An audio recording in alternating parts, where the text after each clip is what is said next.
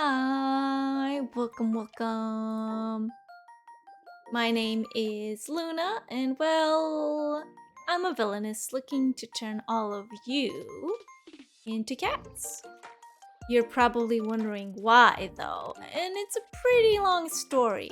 So let me tell you about it. It all started when I was a little kitten. Yep, I was even smaller once upon a time. Well, I have always been a very creative mind. I've come up with like the coolest creatures ever. And I really wanted to share them with everybody, including my parents. Sadly, they didn't have an interest. They just didn't share my enthusiasm. However, I didn't give up, obviously. It just motivated me even more to work on them. It was around the time that I made the Unicats. Yeah, I think it was around then. And yeah, it's exactly what it sounds like. Unicorn cats. I had just shown my parents the prototype.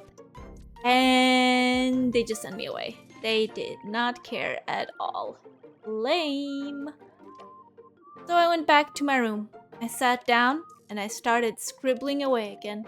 I was determined to make them so cool that they had no choice to pay attention.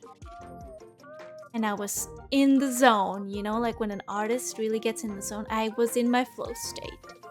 And then suddenly, I just noticed a shadow. Kind of annoyed because, hello, do they not see me working? I look up and bam, there he was. Big, like I'm talking huge, like majorly big, super gigantic dude. His skin was like charcoal and he was bald with like huge horns coming out of his head. But his eyes were like fire, like, like a campfire. And I guess normal kids probably would have gotten scared seeing something like that, but I felt pretty safe, yeah? So I just chatted him up normally. Asked who he was. He said his name was something something. Frankly, I think he just said a bunch of gibberish.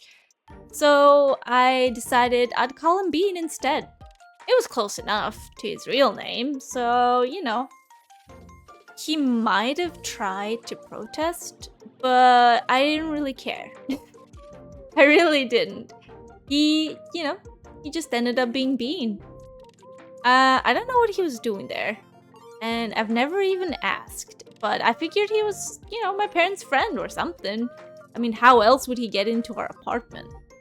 So I just showed him the Unicats. And that's when he did the unexpected. He asked more about it. He practically sealed his fate that day. I began my 3-hour lecture on Unicats. We spent that whole time talking about them. And that was probably the first time someone actually listened. You want to know what happened after? Well, drop a follow and stay tuned for part 2.